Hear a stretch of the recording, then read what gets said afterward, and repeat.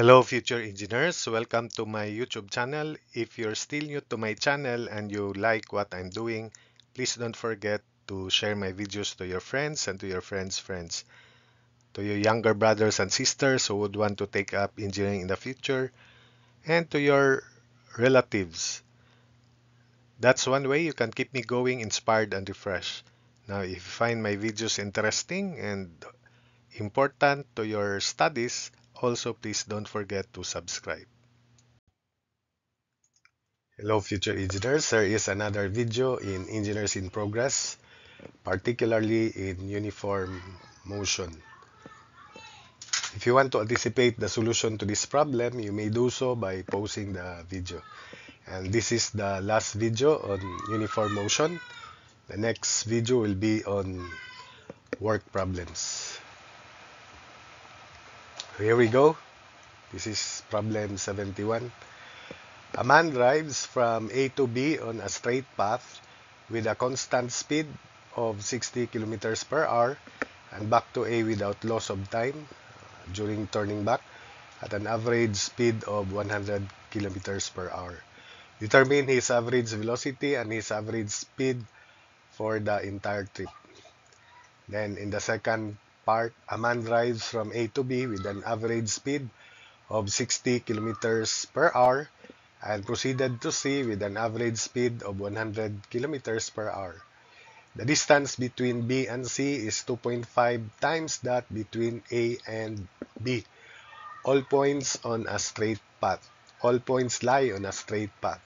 Determine his average velocity and speed for the entire trip. So before presenting the solution, let me define first speed against velocity. Speed is a scalar quantity. It does not regard to the direction of its motion. It is simply the value, the magnitude of its rate, which is always taken positive. While velocity is a vector quantity, so if the velocity from point A to B is positive, then going back would be negative. So this 100 kph, if treated as velocity, is negative 100 kph. The definition of average velocity is it is the change in displacement divided by change in time, where the change in time is the actual travel time by the car. So if this is point A, this is point B, and that is point C, the distance between A and B is denoted by D, and the distance from B to C is 2.5 of D. So let's focus first on part A, where the motion is on path AB and back to A.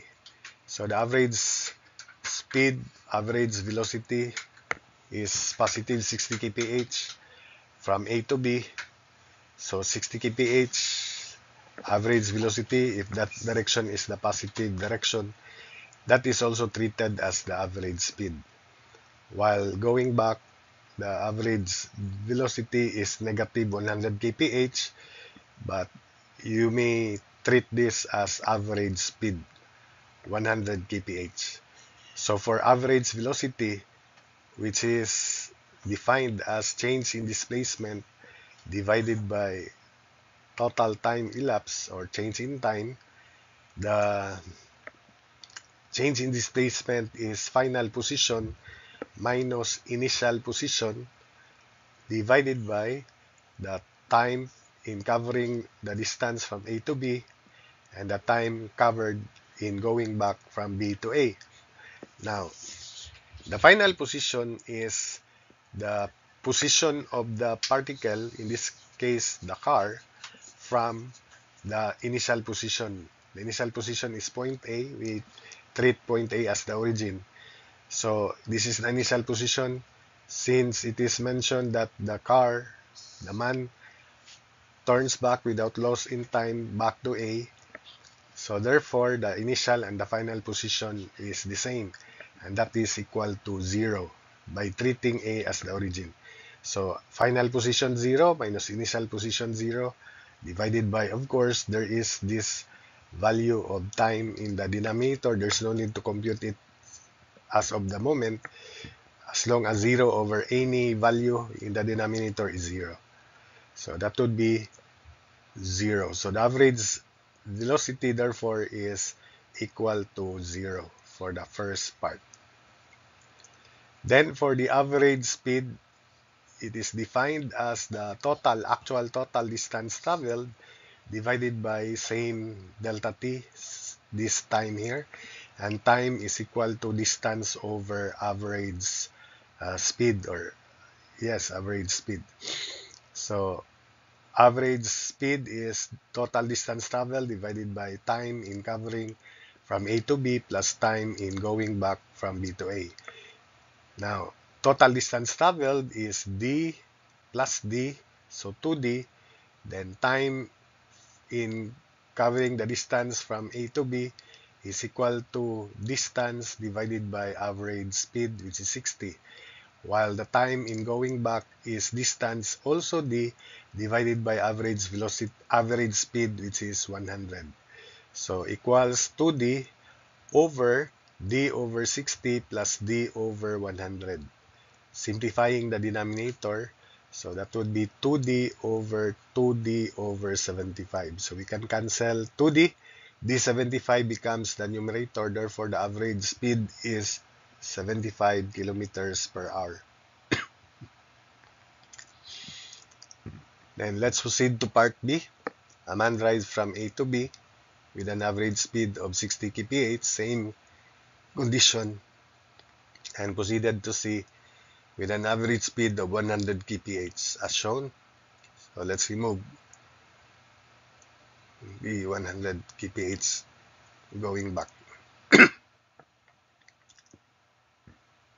So average velocity, change in displacement divided by change in time. So change in displacement, final position minus initial position divided by time in covering from A to B plus time in covering from B to C.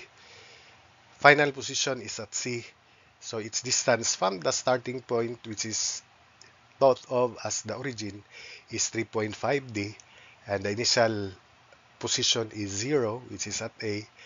Then time in covering the distance from A to B is D over 60, D over average speed. Then time in covering the distance from B to C, distance which is 2.5D over average speed 100 kph. Average velocity, which is positive 100 kph this time, because the direction is forward just like at A. So 3.5D minus 0 over D over 60 plus 2.5D over 100. So simplifying the denominator, it is equal to, so 3.5D over D over 24, cancel out D. So average velocity is 3.5 times 24, so it is equal to 84 kph. Then for B.2, the average speed, so total distance traveled, which is in this case 3.5D, divided by total time elapsed, time from A to B plus time from B to C. So it is obviously the same as the average velocity in this case. So the average speed is 3.5D over D over 60 plus 2.5D over 100, which is the same as this. Therefore, the average speed is also 84 kph. So that's it. The idea here is if the direction or the velocity is in the same direction, the average same direction without going back, even if the particle is on stop, if it stops, if it rests, as long as it will not turn back, the average speed and the average velocity will be the same. So I hope that you understood the explanation and the solutions.